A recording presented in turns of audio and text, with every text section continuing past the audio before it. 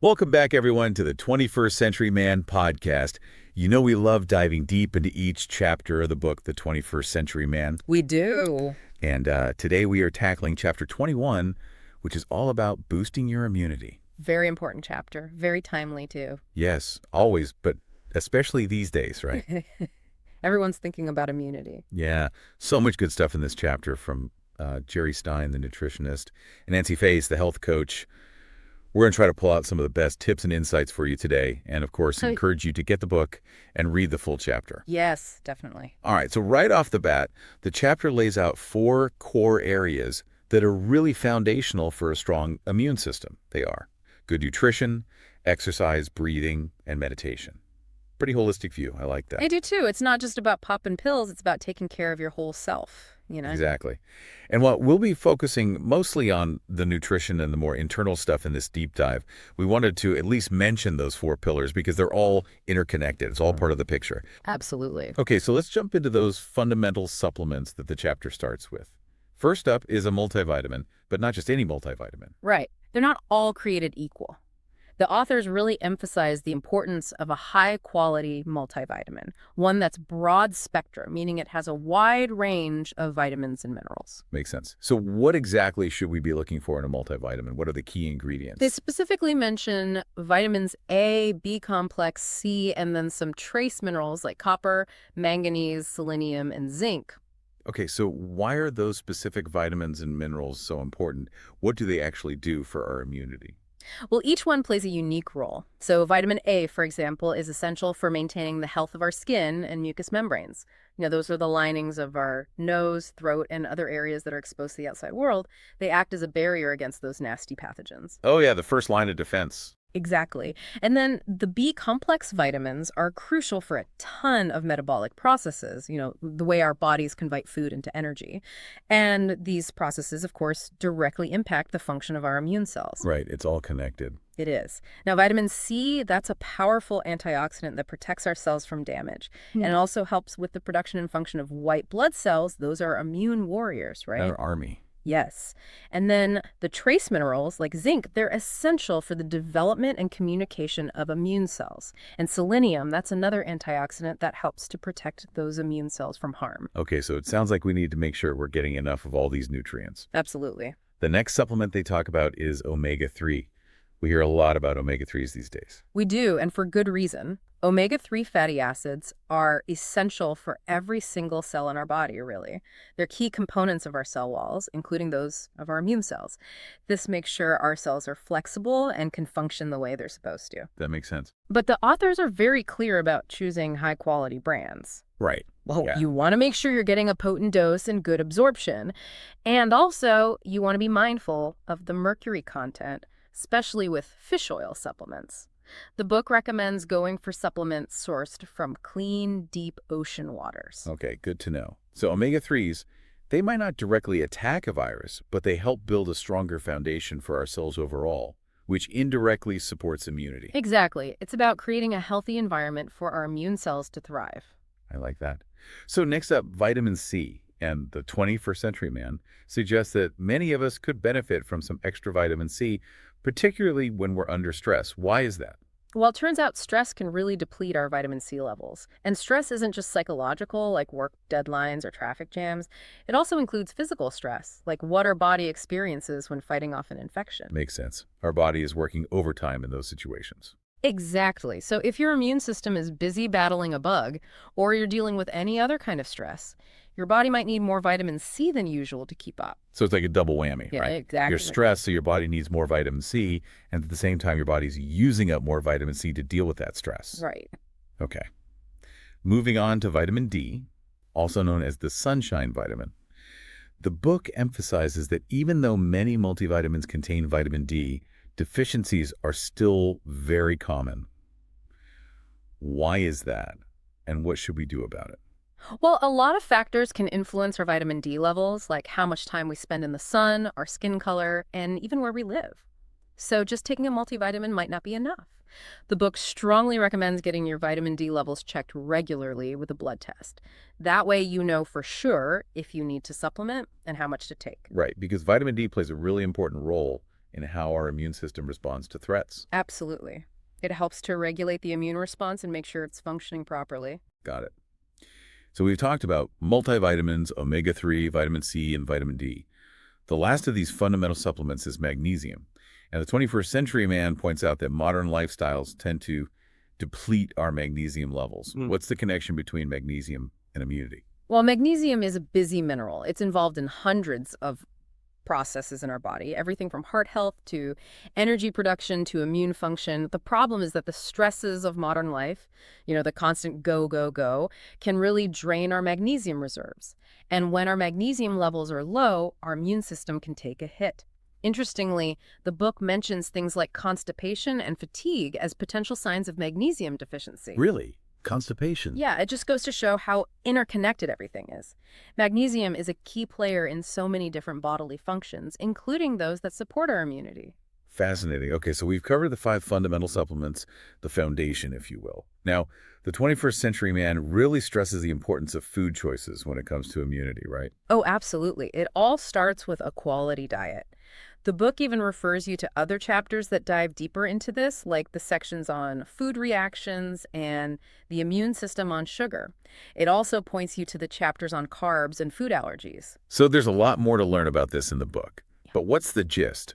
Why is food so crucial for immunity? Well, certain foods can actually weaken our immune systems. Like too much sugar can make our white blood cells less effective at fighting off infections. And some foods can trigger inflammatory responses in our body, which puts an extra burden on our immune system. So it's not just about eating enough of the good stuff, it's also about avoiding the stuff that might be harming our immune system. Right. It's a two-pronged approach. Makes sense. Now, what if you're doing all the right things, taking your supplements, eating a healthy diet, but your immune system still seems to need a little extra help? The chapter talks about some steps you can take. Yes, it does. If you're someone who's always catching colds, or if you're struggling with chronic inflammation like arthritis or digestive problems, the book recommends talking to your doctor about getting your nutrient levels checked. Simple blood tests can tell you if you're deficient in any key nutrients, like vitamin D, for instance. And if those tests reveal any deficiencies, you can address them with targeted supplementation. Exactly. The chapter also mentions seeking guidance from a health coach or nutritionist, especially for less severe issues. Right. They can help you make those lifestyle and dietary changes that will best support your immune system. It's about getting personalized advice that's tailored to your specific needs. Okay, so we've got our foundational supplements, we're focusing on a healthy diet, and we're getting personalized guidance if we need it. Now, the chapter also talks about immune cell levels, things like basophils, eosinophils, lymphocytes, monocytes, and neutrophils. For those of us who aren't medical professionals, can you break down what those are and why they're important? Sure. Think of these different types of white blood cells as different branches of your immune army, each with a specific job to do. Neutrophils, for example, are often the first responders to a bacterial infection. Lymphocytes, which include T cells and B cells, they're the special forces, responsible for what we call adaptive immunity. That's the body's ability to remember past infections and mount a targeted attack if it encounters them again. So, like our immune system has its own memory bank. Exactly. And then eosinophils and basophils, they're involved in allergic reactions and fighting off parasites. Now, these cell levels are often included in a standard blood test, and if your doctor sees any unusual patterns, like very high or very low levels of certain cells, it can give them clues about what's going on with your immune system. Got it. So it's worth paying attention to those numbers. Now, before we dive into specific health conditions, the chapter has a word of caution about supplements. What is it? It's a simple but important point. The authors advise that you introduce any new supplement one at a time. Good advice. Yeah, that way you can monitor how your body reacts and see if it agrees with you. It's a way to avoid any potential negative reactions and make sure that you're really benefiting from the supplements you're taking. Okay, makes perfect sense. Now let's get into some of the specific health conditions that are related to immune function.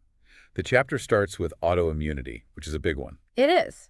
And it affects a lot of people. In essence, autoimmunity is when your immune system mistakenly attacks your own body's healthy cells, and tissues. It's like it can't tell the difference between friend and foe. That's like an internal civil war going on. Exactly. And the chapter lists a bunch of common autoimmune diseases like rheumatoid arthritis, lupus, certain thyroid disorders, celiac disease, type 1 diabetes, and a few others. Wow, that's a long list. It is, and it highlights just how prevalent autoimmune diseases are. Now, the interesting thing is that the chapter also points to some underlying causes of autoimmune activity that you might not always hear about. Oh, like what? Well, for one, they talk about food-related issues, particularly eating too many carbs and sugar. They also mention consuming foods that you personally react to, even if they're not considered allergens in the traditional sense. Right, food sensitivities. Exactly. Then there's the issue of low-grade or chronic infections that can keep your immune system on high alert all the time. And they also bring up exposure to mold and environmental toxins as potential triggers. So it's not just about genetics.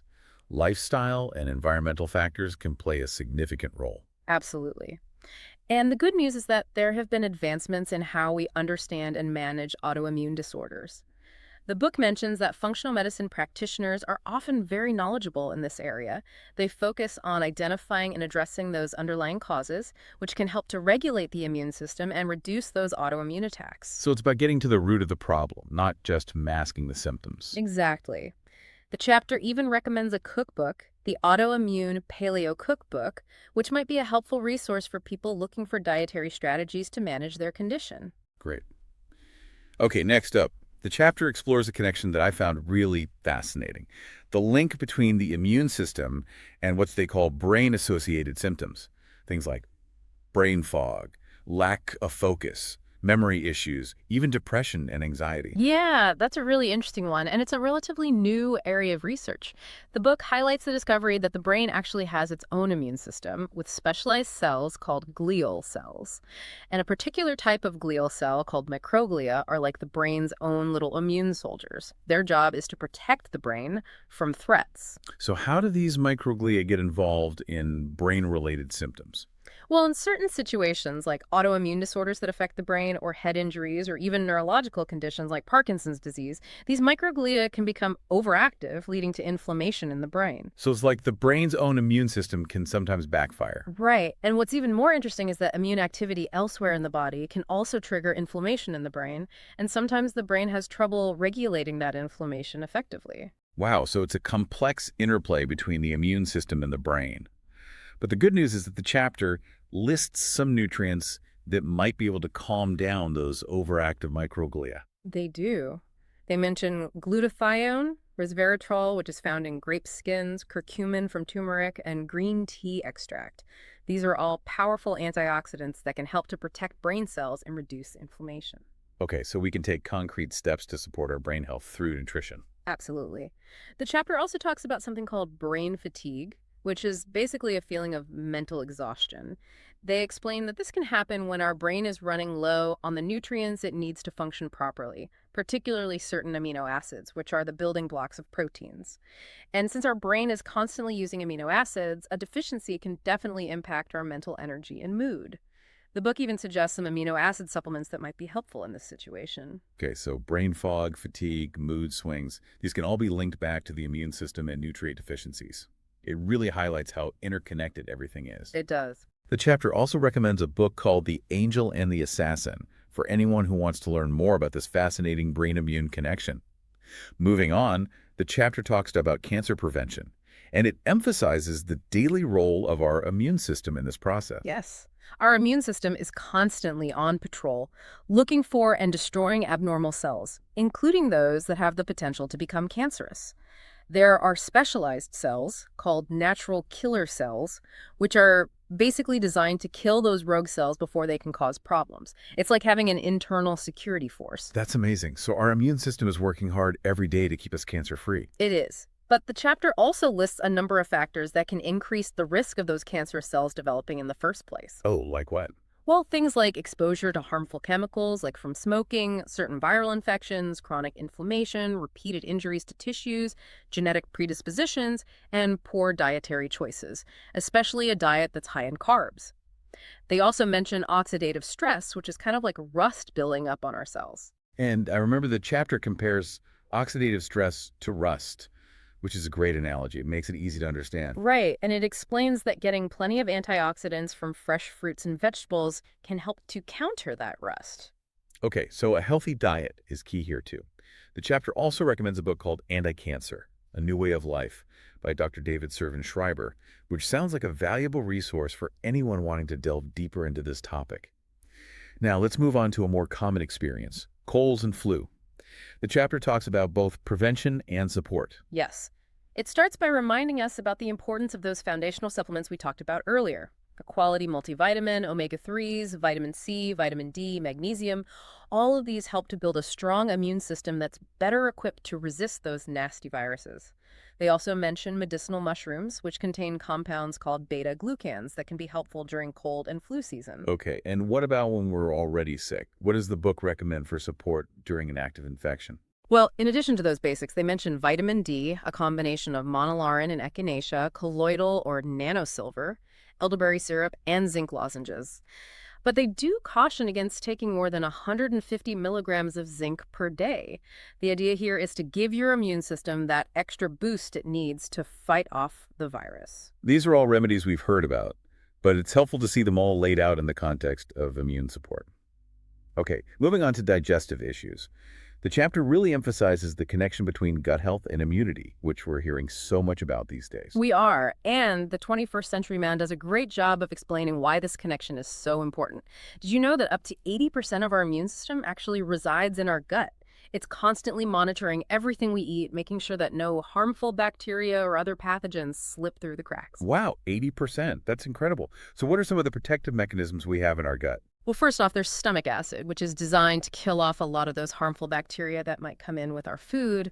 The authors actually caution against the overuse of antacids because they can interfere with this important defense mechanism. Interesting. So popping antacids all the time might not be the best idea. Right. Then there's the gut immune system itself, which is constantly differentiating between beneficial bacteria, the probiotics, and the harmful microbes. And if a harmful microbe does manage to get through, there are antibodies that act like shrapnel, coating the invader and helping it get trapped in the mucus lining of the gut so it can be eliminated. It's a pretty sophisticated system. It is. The chapter also uses the term dysbiosis when talking about gut health. What does that mean? Dysbiosis basically means an imbalance in the types and amounts of microorganisms that live in our gut. For example, an overgrowth of certain bacteria like C. difficile can happen after taking antibiotics, which can really disrupt the gut flora.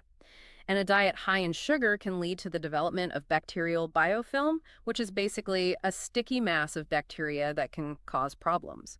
Both of these situations can negatively impact our health and our immune system. So maintaining a healthy balance of gut bacteria is crucial. The book talks about the benefits of probiotics and fermented foods. Yes, and while probiotics can be helpful, the authors emphasize that they're not a substitute for a healthy diet. They recommend incorporating a variety of fermented foods into our diet, things like yogurt, kefir, miso, tempeh, pickles, sauerkraut, kimchi, even sourdough bread. These foods naturally introduce beneficial bacteria into our gut. I love fermented foods. They're so good for you. The chapter even suggests a little experiment, cutting out grains and milk for 2 weeks to see if you notice any improvements. This can help you identify potential food sensitivities that might be messing with your gut health. It's a good idea. The book also recommends a book called Optimal Digestive Health if you want to dive deeper into this topic. But the main takeaway here is that a healthy gut is a cornerstone of a strong immune system. Makes sense. Yeah. Okay, the chapter also briefly touches on fatigue, which we all experience from time to time. Right. And it explains that intense fatigue we feel when we have a cold or the flu, that's actually a direct result of our immune system working hard to fight off the virus. Our body is diverting a lot of energy to the immune response, which can leave us feeling drained. However, the book points out that if you experience chronic fatigue, meaning it lasts for more than 2 weeks, you should definitely consult with your doctor to rule out any underlying medical conditions. Good advice. Now, we've touched on food reactions before, but the chapter have a whole section dedicated to explaining why they're so important for immunity. Yes, and this section really gets into the nitty-gritty of how food reactions can disrupt our immune system. They can trigger all sorts of seemingly unrelated symptoms, from mood swings to brain fog. The main mechanism they describe is what's often called leaky gut syndrome or increased intestinal permeability. Leaky gut. We've all heard that term, but what exactly does it mean? So imagine the lining of your intestines as this tightly woven barrier that's supposed to let tiny nutrient particles pass through into your bloodstream, but keep larger particles like undigested food or bacteria contained within the gut. Now, in leaky gut, this barrier becomes more porous, allowing those larger particles to leak through into the bloodstream. Well, that doesn't sound good. It's not ideal. And when those foreign particles enter the bloodstream, it triggers an immune response, which can lead to inflammation throughout the body. It also puts a strain on your liver, which has to work harder to detoxify those substances. So leaky gut can really wreak havoc on your system. It can. And the symptoms can be all over the map, from fatigue and brain fog to skin problems, joint pain, and digestive issues. Wow, it's amazing how many different symptoms can be linked back to leaky gut. The chapter does a great job of explaining this complex issue. Okay, let's move on to another important topic, the immune system on sugar. This is a big one. The book is very clear about the negative impact of sugar on our immune system. Basically, sugar and other simple carbohydrates are what they call empty calories. They give us energy, but they lack the essential vitamins and minerals that our body needs to function properly.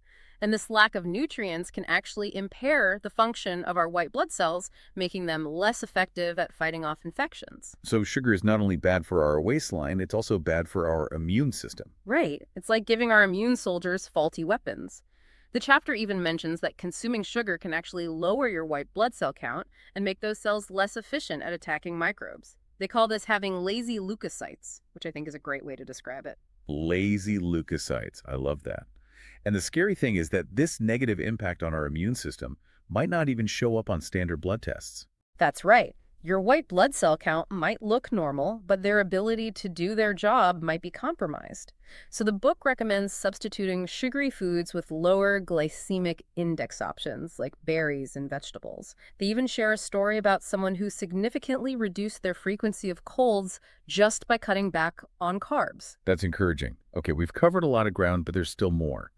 The chapter talks about something called infection, low grade. Right, and this is something that a lot of people might not even be aware of. The book explains that stressful lifestyles and aging can make us more susceptible to these sneaky infections that can linger in our body without causing obvious symptoms. Things like viruses, certain bacteria, even yeast overgrowth. And these low-grade infections can be contributing to all sorts of health problems, from heart disease to cancer to autoimmune disorders, even dementia. Wow, that's sobering. So it's important to be aware of these hidden infections and take steps to support our immune system. Absolutely. And speaking of supporting our immune system, the chapter also talks about inflammation. We hear a lot about inflammation these days. We do, but there's good inflammation and bad inflammation. Right. And the chapter here is focusing on chronic inflammation, the kind that's constantly simmering in the background and can contribute to all sorts of serious health problems like heart disease, cancer, dementia, joint disease, even COPD. And they list a number of culprits that can trigger this chronic inflammation, things like food sensitivities, those blood sugar spikes from eating too many carbs, low-grade infections, exposure to toxins, and obesity. So chronic inflammation is something we definitely want to address. And speaking of obesity, the chapter has a whole section on inflammation due to obesity. What's the connection there? Well, the book explains that fat cells themselves are a source of inflammation.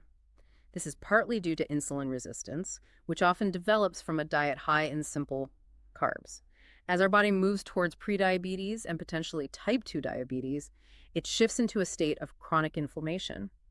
And to make matters worse, fat cells actually produce their own inflammatory compounds, adding fuel to the fire. So it's like a vicious cycle. The more fat cells we have, the more inflammation we have, and the more inflammation we have, the harder it is to lose weight. Exactly. And the chapter also mentions that fat cells produce estrogens, which can lower testosterone levels in men, creating a hormonal imbalance that further contributes to the problem.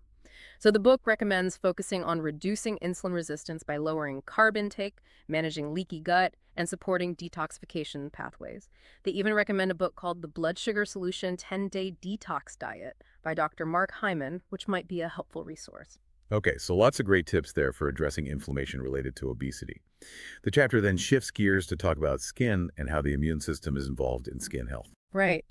For those minor skin issues we all get, like cuts, scrapes, burns, the book lists a number of nutrients that support healing, like B vitamins, vitamins A and D, silica, and zinc. They also mention topical treatments like aloe vera and calendula. Interestingly, they say that if minor wounds are healing slowly, it could be a sign that you need to increase your intake of vitamins A and D and zinc. And for more serious skin conditions like acne, eczema, or psoriasis, they recommend identifying underlying causes, which often involves cutting out sugar, grains, and dairy for a couple of weeks to see if there's any improvement. So it's a good idea to pay attention to those little signs our body is giving us. And if those dietary changes don't help, then it's time to seek professional guidance. Exactly. Now let's talk about stress, which is a big one for most of us.